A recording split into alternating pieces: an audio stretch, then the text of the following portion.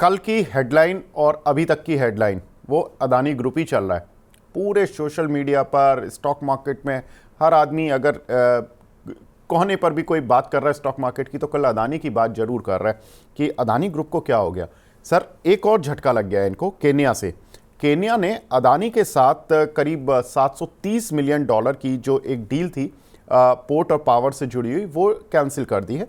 और अदानी एनर्जी ने अक्टूबर में ही ये 30 साल के लिए डील साइन की थी। तो अभी लास्ट मंथ ही ये डील साइन हुई है, 1 महीने बाद ही ये डील टूट भी गई है। डील के तहत केन्या में एयरपोर्ट डेवलपमेंट और नए रनवे बनाने थे, और अदानी को इसके बदले में क्या मिलने वाला था? 30 साल तक केन्या के उस एयरपोर्ट को ऑन करने का और उसको ऑपरेट करने का राइट मिल रहे थे। तो इसके चलते वहाँ पर ऑलरेडी जो केन्या के एयरपोर्ट के कर्मचारी थे, उन्होंने विरोध प्रदर्शन शुरू कर दिए थे। और उनका कहना था कि अदानी ग्रुप की एंट्री से या तो हमारी जॉब जाएंगी या हमारे ऊपर वर्क का प्रेशर ज़्यादा पड़ जाएगा, वर्किंग कंडीशंस काफ़ी ख़राब होने वाली हैं। अब ऐसे में केन्या की सरकार पर ऑलरेडी एक प्रेशर तो आ ही रहा था, और केन्या की सरकार ये कहती है कि अदानी ग्रुप ने हमें कोई रिश्वत देने की कोशिश नहीं की है, रिश्वत से जुड़ा हुआ ये मामला नहीं है, लेकिन हमने ये डील तोड़ रहे हैं। तो ये एक थोड़ी सी एक अलग झटका हम कह सकते हैं कि अदानी ग्रुप के साथ लगा है। साथ ही अगर देखें तो अदानी ग्रुप के जो ये शेयर हैं sir, Adani energy, Adani port, Adani enterprises, sir ये काफ़ी कुछ इंटरनेशनल मार्केट में डील करते रहे हैं।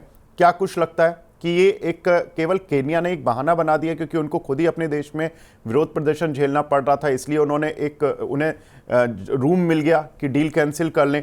या ये सही में इंटरनेशनल मार्केट में, कम्युनिटी में एक डर पैदा हो गया कि कहीं ऐसा तो नहीं कि हमारी जो भी डील हैं उसके पीछे इन्वेस्टिगेशन शुरू हो जाए और हम उनको भी डील तोड़नी पड़े? तो ये अदानी ग्रुप शेयरों को कैसे देखें सर? तो टाइम बिंग यस, हमने लास्ट 2 साल पहले भी February 1 को हिडनबर्ग का जो रिसर्च रिपोर्ट आया था, उसके बाद भी हमने ये वोलेटिलिटी अदानी ग्रुप में देखा हुआ है। उसके बाद हमने देखा है लास्ट 2 साल में फिर से उन्होंने पूरा कवर अप भी कर लिया है। But I don't understand why US court is giving such kind of statements for Indian company, because शायद मुझे लगता नहीं है वो केस वहां पे फाइल भी हुआ है। मुझे लगता है कि ये जो न्यूज है इसको प्लान किया हुआ है, बिकॉज अक्टूबर 24 का मुझे लगता है ये स्टेटमेंट था यूएस कोर्ट का।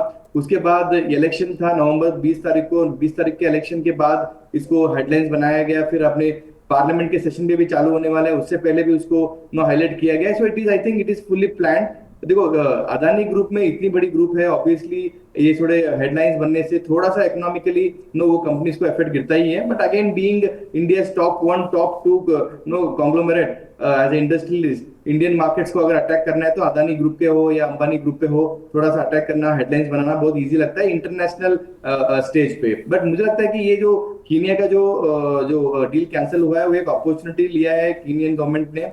वहां का जो स्ट्राइक्स चल रहे हैं उनके जॉब्स के ऊपर, उनके कंसर्न्स के ऊपर, वो अपॉर्चुनिटी लेके इसको कैंसिल किया है। और सेकंड डर जो आपने बताया था कि यस, जो लेटेस्ट जो भी डील्स हुए हैं उसके ऊपर भी शायद इंक्वायरीज यूएस कोर्ट करे कि कहाँ कहाँ पे ब्राइब हुआ है, क्या नहीं हुआ है। So I think overall situation is not so good with the Adani group. But Adani group ने क्लियरली कल स्टेटमेंट भी दे चुका है कि मतलब end of the day it is a baseless allegation by US court, and obviously Adani will fight against this case with getting support from Indian governments as well as fighting with the US court. Overall, investors in India थोड़ा aggressively jump in नहीं करना चाहिए। मुझे लगता है कि जिस तरीके से कीनिया का आज आया हुआ है, वीकेंड में भी बहुत सारे ऐसे हेडलाइंस बन सकते हैं, बहुत सारे नेगेटिव्स आ सकते हैं, कोई बॉन्ड मार्केट में आ सकता है, कोई क्रेडिट रेटिंग से आ सकती है।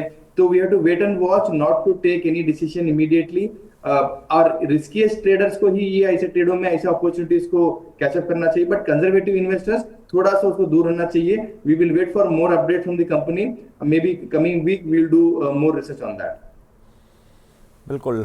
तो अभी खरीदारी की जल्दीबाजी नहीं करनी है। जो भी निवेशक हैं या जो एक मीडियम टू लॉन्ग टर्म निवेशक हैं, उनको थोड़ा सा डेवलपमेंट, जो भी न्यूज़ आ रही हैं उनको पहले देख लेना कि अगले इस वीकेंड में ख़ास तौर से कि कोई डेवलपमेंट तो नहीं हो रहे, कुछ ख़राब खबरें और तो नहीं आ रही हैं, क्योंकि इम्पैक्ट अभी रुका नहीं है। 2 दिन से काउंटर्स गिर ही रहे हैं। रिकवरी के साइन में भी कि निचले स्तरों से अगर मैं अदानी एंटरप्राइजेस की बात करूं तो 2025 का लो लगा है और अभी 2125 के आसपास चल रहा है। 100 रुपये रिकवर जरूर हुआ है निचले स्तरों से, लेकिन अपने हाई जो कि आज का है 2176 रुपये, वहाँ से भी अभी करीब 50-60 रुपये नीचे चल रहा है। तो ये भी एक देखने वाली बात है। और ज़्यादातर काउंटर्स आज अभी भी रेड में ही है।